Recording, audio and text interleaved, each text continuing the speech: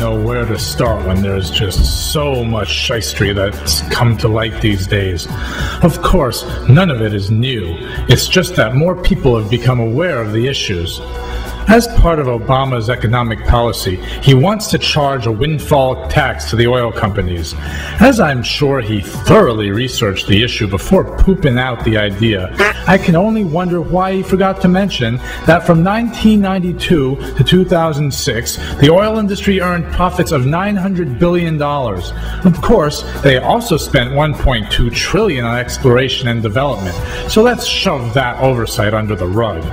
But Representative Steve Cohen, a Democrat from Tennessee, argued that oil industry profits are unconscionable and that oil companies are gouging the American public. But he left out that on average, 15% of the cost of gasoline at the pump goes for taxes, and a measly 4% has gone to oil company profits over the last 3 years. And while Exxon has paid on average $27 billion in taxes annually, based on just their 4% of oil profits, which is already as much as the bottom 50% of all individual taxpayers, Congresswoman Maxine Waters, a Democrat from California, still blasted the oil companies. We should socialize all the oil companies and take them over, so that we can also screw them up as well as we screw up everything else. Jimmy Carter, arguably one of our most effective presidents, tried that too. Oil production plummeted, and prices skyrocketed even more. Gotta love them Dems. We have an administration that is refusing to do anything to expand the capacity that we have except more and more drilling, and that is not the answer, says Representative Wasserman Schultz, Democrat from Florida.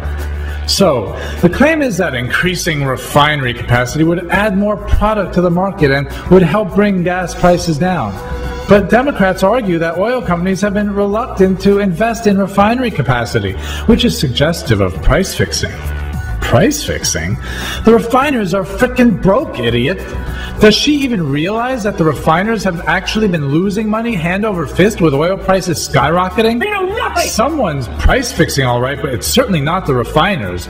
But of course, that's the call sign of a true socialcrat. Let companies take all the risks and eat the losses and bitch about profits if they ever manage to make any. Too bad we all can't legally print more money and run huge deficits. How about you just refine it yourself, bitch?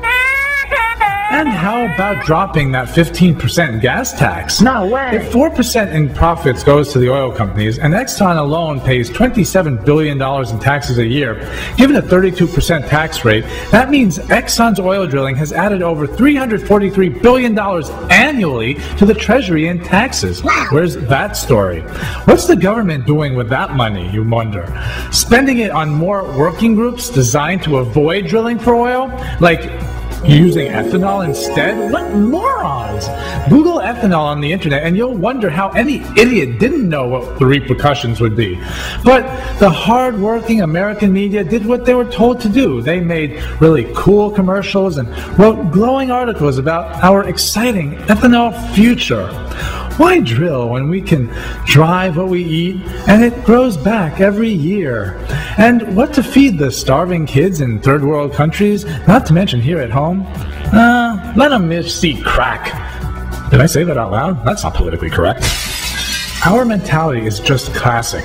Like Greenspan saying there's really no way to predict anything, and there's no way to ever tell all the crazy consequences of these world-shaping policies. But hey, let's give it a good old try anyway, over and over and over again.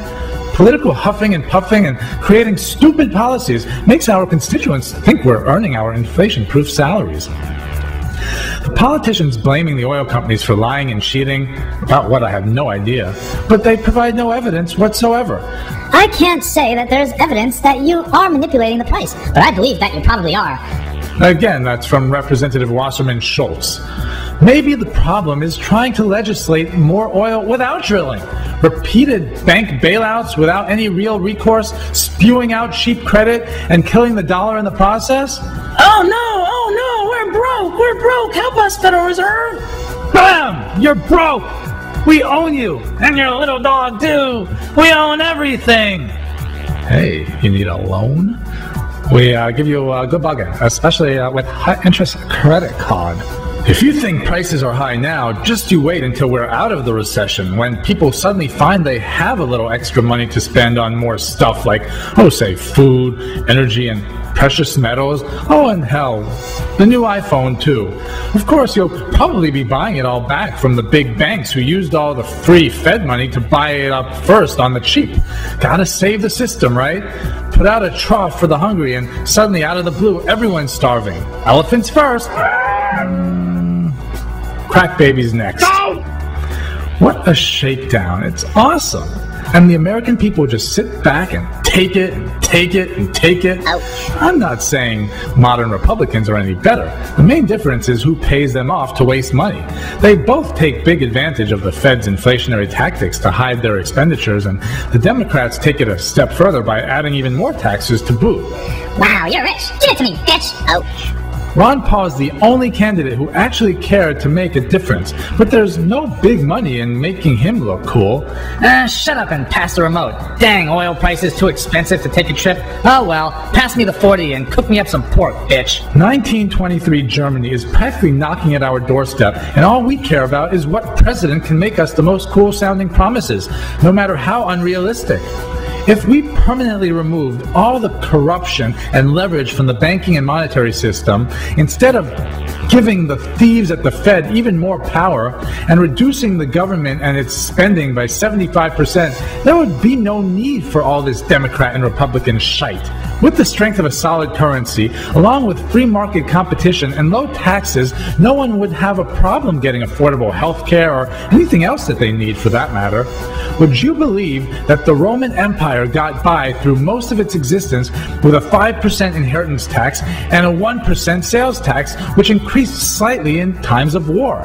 What's really amazing is how there's been practically no mention in the media whatsoever of Iran's new oil exchange that finally opened in February and trades in just about every currency except the dollar, which marks nearly to the day the beginning of this last huge price move in oil.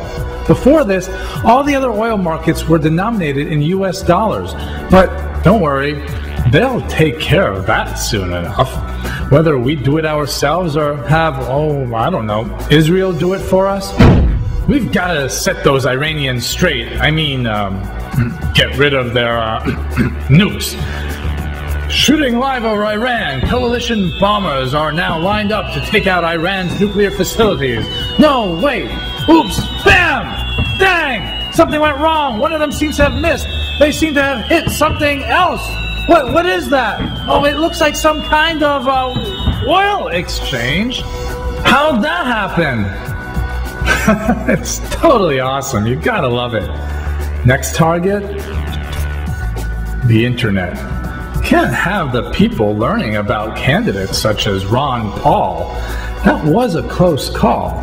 Just wait till people go to check out ronpaul.com and their browser says it's not part of their internet subscription plan. Oh well, no big deal. You'll just bitch and moan a bit, get that second or third job, and go back to surfing for porn or creating some sporn. Now that's hot. As a final note, oil stocks have been making lower highs with oil at record prices, and even crappy over-the-counter bulletin board oil stocks have been making explosive moves lately, which is a good sign that the current move is likely near an end. I also sold off some oil stock holdings in the past weeks. It still always amazes me how fast they can turn.